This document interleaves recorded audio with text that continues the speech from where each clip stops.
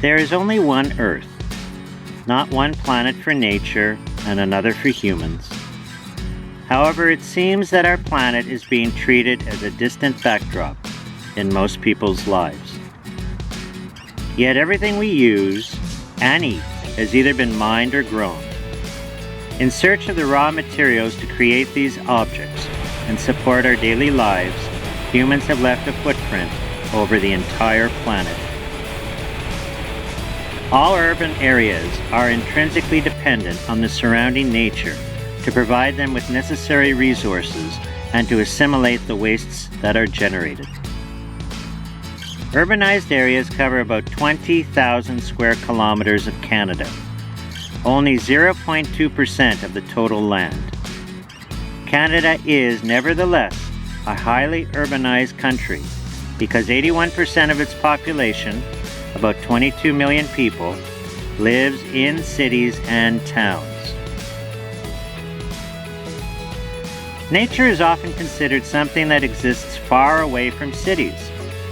In reality, the division between nature and a city is blurry.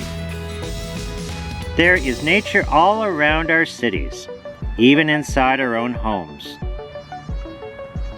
With similar needs to humans, wildlife face similar challenges. And like us, they can find everything they need to survive in the city. Many creatures make amazing physical or behavioral adaptations to survive. Cities will face many challenges over the coming decades, from adapting to a changing climate to rapid human population growth. A related challenge threatens global biodiversity, resulting in many species facing extinction. Many modern city planners believe people, plants, and animals can live in harmony through nature-friendly urban design. UNESCO's Man and the Biosphere program is connecting people to nature.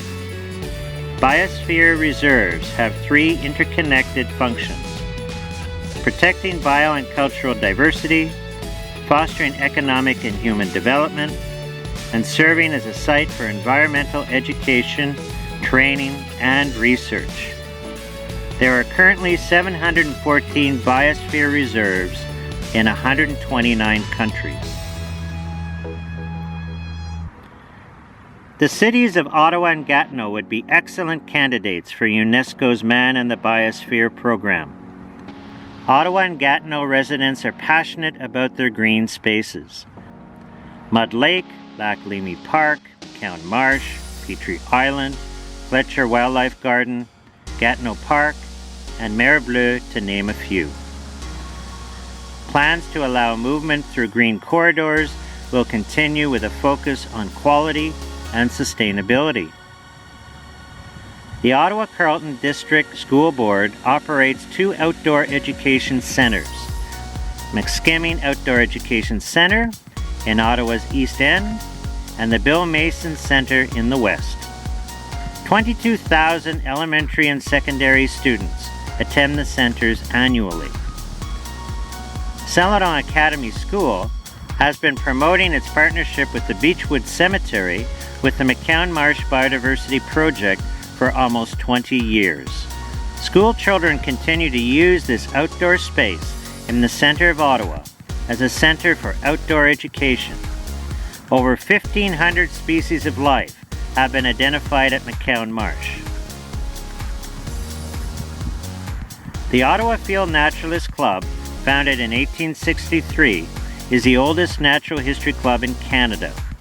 Over 800 members participate in the many aspects of the natural world.